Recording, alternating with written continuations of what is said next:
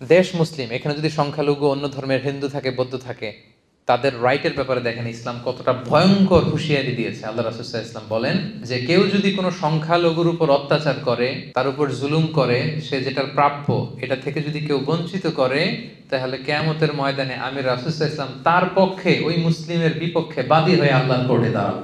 আপনি নামাজ পড়তে পড়তে কপালে দাগ ফেলাই দিয়েছেন, দাড়ি রাখতে রাখতে এত লম্বা জুব্বা, এরপরে হিন্দুদের বাড়ি দখল করতেছেন আর বলতেছেন আপনি বড় হাজী সাহেব। আল্লাহ রাসূল সাল্লাল্লাহু আলাইহি ওয়াসাল্লাম বলেন কিয়ামতের দিন আল্লাহ রাসূল ওই হিন্দুর পক্ষে থাকবে, আপনার বিপক্ষে।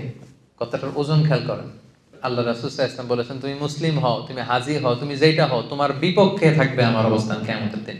আচ্ছা, সোজা সাপটা একটা আনসার দেন। রাসূল সাল্লাল্লাহু আলাইহি ওয়াসাল্লাম যদি কারো বিপক্ষে বাদী হয়ে দাঁড়ায়, যার শাফাআত ছাড়া আমরা জান্নাতে ঢোকা কল্পনাই করতে পারি না, তিনি আমার বিপক্ষে আল্লাহর সুপ্রিম কোর্টের ট্রাইব্যুনালে আমার বিপক্ষে, জান্নাতে যাওয়ার কোনো সুযোগ কি আমার সেদিন থাকবে? জন্য খবরদার। সংখ্যালঘুদের ব্যাপার দেখেন ইসলাম কত কঠিন হুঁশিয়ারি দিয়েছে।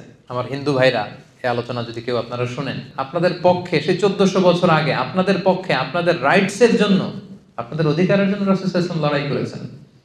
স্পষ্ট ঘোষণা, সংখ্যালঘুদেরকে আক্রমণ করলে, এদের উপর অত্যাচার করলে, জুলুম করলে, এদের প্রাপ্য অধিকার থেকে বঞ্চিত করলে, আমি নবী কিয়ামতের দিন সংখ্যালঘুর পক্ষে দাঁড়াবো, তার বিপক্ষে দাঁড়াবো।